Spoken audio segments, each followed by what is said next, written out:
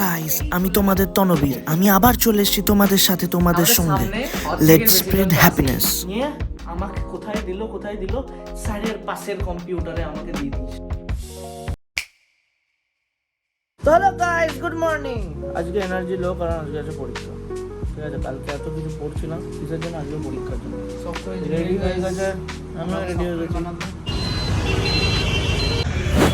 হ্যাঁ গাইস, তো আমার পড়া বলছি, পরীক্ষা হয়ে গেছে। সামনে রিভান আর রৌনক যাচ্ছে। 45 মিনিটস ধরে আমরা হাঁটার পর অবশেষে মেট্রোতে এলাম। গাইস, আমরা চলে এসেছি মেট্রো স্টেশনে, মানে আমরা তো স্টপেজে চলে এসেছি। হ্যালো গাইস, চলে এসেছি। ঘরের জামা কাপড় পরে ওইখানে আছে। তো আমরা এখন একটু বাইরে যাচ্ছি, বাইরে গিয়ে কিছু খাবো, কারণ কালকে একটু লেস চাপের পরীক্ষা আছে। দেখাবো এসে কি খেলাম না। চলো, তোমরাও আমার সঙ্গে চলো। তো গাইস, আমরা বেরিয়ে গেছি। বাবারে, একটু বেশি গলার জোরটা হয়ে গেল। হ্যাঁ, আমরা আজকে চলে এসেছি নিউ নাস্তাতে। আমরা কি খাচ্ছি? বড়া পাও অর্ডার দিয়েছি, ছোলে ভটুরে অর্ডার দিয়েছি, আর দিয়েছি দই বল্লা, মানে দই বড়া। তো এইটা হচ্ছে বড়া পাও চলে এসছে। তো এটা অনেকক্ষণ আগে চলে এসছে, 1 ঘন্টা আগে আমরা বসেই গেছি। তো আমরা ভেবেছিলাম যে প্রত্যেকটা আসার পর আমরা ট্রাই করবো।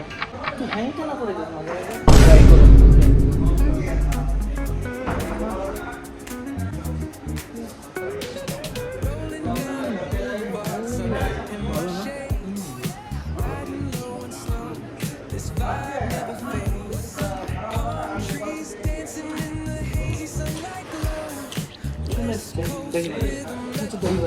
দইবড়াটা বলছি, বড়া পাওটা বহুত ভালো ছিল। ঠিক আছে, বহুত।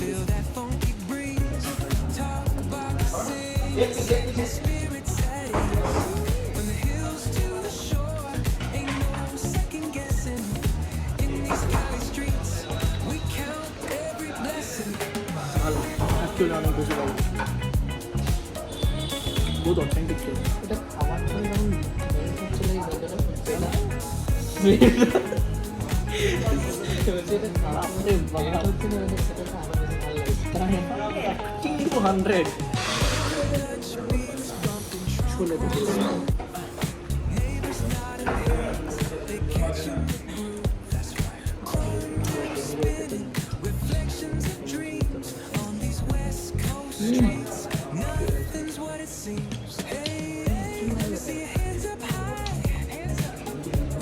খাবারগুলো বহুত ভালো ছিল।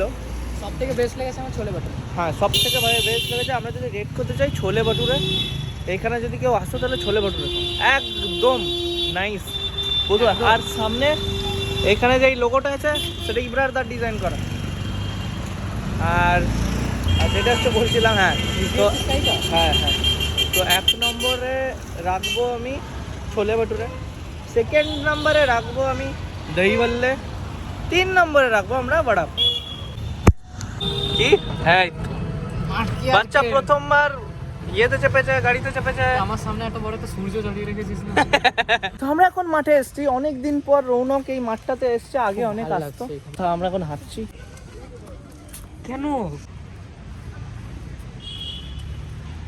আর পারছি না, আর শরীরের মধ্যে এনার্জি নাই, কিচ্ছু নাই। আজকে পরীক্ষা কেমন হলো? আজকে পরীক্ষা বহুত ভালো হয়েছে, বহুত বেশি ভালো হয়েছে গাইস। আজকে যতটা না এক্সাম দিয়ে আমরা খুশি আছি, তার থেকে বেশি দুঃখী আছি আজকের খাবারটা দেখে। কারণ আজকে আছে এই দুঃখী ডিমে আলুর তরকারি। এই যে রৌনক, ও এত প্যালপিটেশন খাচ্ছিল, নিয়ে অবশেষে দেখছি।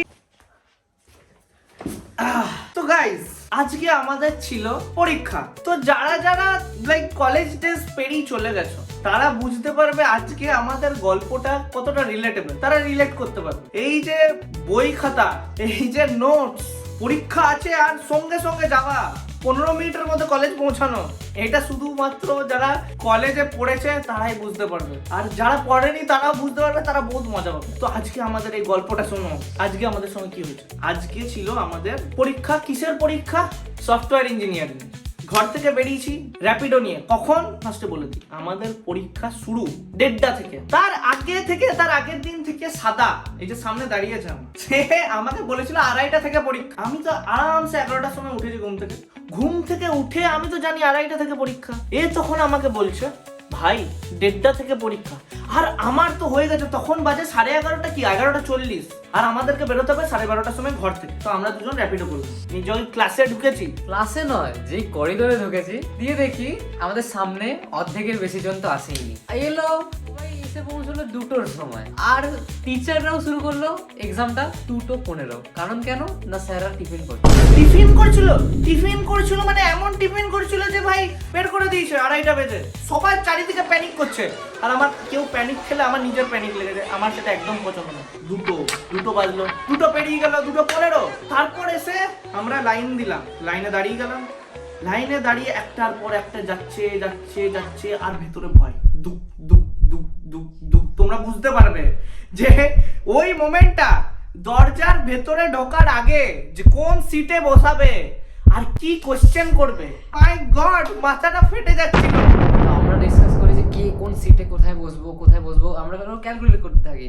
আমরা আগের ব্যাচকে ফোন করি যে কোন সিটে বসানো হচ্ছে, একে অপরে ছেড়ে বসানো হচ্ছে না পরপর বসানো হচ্ছে। হ্যাঁ, তো তারপর স্যাররা ডাকা শুরু করে যে রোল নাম্বার ওয়াইজ, তারপরে আসে আমার রোল নাম্বার। আমি যাই, ও তো চলে গেল একদম পেছন দিকে, সেফ জোন। এবার পালাইলো আমার, আমি কোথায় বসবো, আমার সিট কোথায় পেরেছে, সবাই গেস করো কোথায় পড়তে পারে, স্যারের পাশে।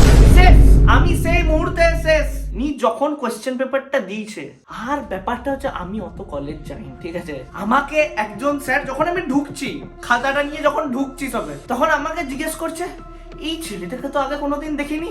লে আমার তখন হার্টবিটটা আরো ফাস্ট হয়ে গেছে, আরো বেশি ফাস্ট হয়ে গেছে।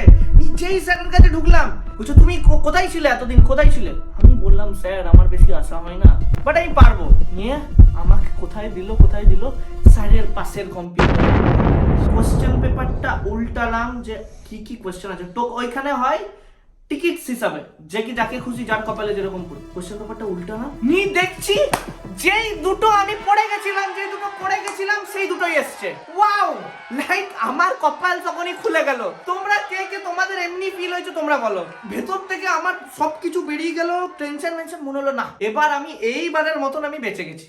কিন্তু আমি মরে গেল। তো আমি যাই চুজ করি মাঝখান থেকে সেটটা নিয়ে। তো স্যার বলে যে ঠিক আছে, কোশ্চেন নাম্বার 7 আর কোশ্চেন নাম্বার 13, চলো দেখি। আর সেই দুটো কোশ্চেনই পড়েছিল, যেই দুটো সবচেয়ে হার্ডেস্ট কোশ্চেন। লাইক আমাকে আমার বন্ধুরা আগের ব্যাচের বলে দিয়েছিল যে ওই দুটো কোশ্চেন আসলে তুই শেষ, আর সেই দুটো কোশ্চেনই আমার পড়ে। তো আমি ভাবি কি করব, কিছু তো করার নেই, তাই বাধ্য হয়ে কোশ্চেন চেঞ্জ করতে হয়, ওটা অ্যালাউড। তো আমি কোশ্চেন চেঞ্জ করি, দিয়ে ভালো কোশ্চেন পাই, সেটা খুব ইজি থাকে, তো সেটা করে নিই। কিন্তু ব্যাপারটা কি হয়, আমি অনেক কষ্ট করে ঠিকঠাক ভাবে মানে ভালোভাবেই কাটে, কিন্তু যেহেতু আমার কোডটা অনেক বড় ছিল তাই আমাকে অনেকটা লিখতে হয়।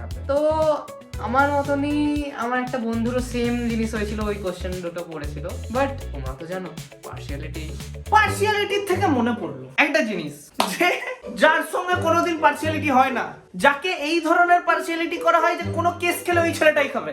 আমাদের ক্লাসের একটা ছেলে, নামটা আমি নেবো না, যা কিছু হয়ে যাক পৃথিবীতে, যদিও ঠিক করেও লেখে, যদিও ভালো লেখে, সেদিন যদি ভাবে যে না পড়ে এসছি ভালো করে দেবো, সেই ছেলেটাই কেস খাবে। আজকেও সেরকম সেই ছেলেটাই কেস খেয়েছে, আর সে বসেছিল ঠিক আমার পেছনে, আর বার করে যখনই কেস খায় আমার পেছনেই বসে।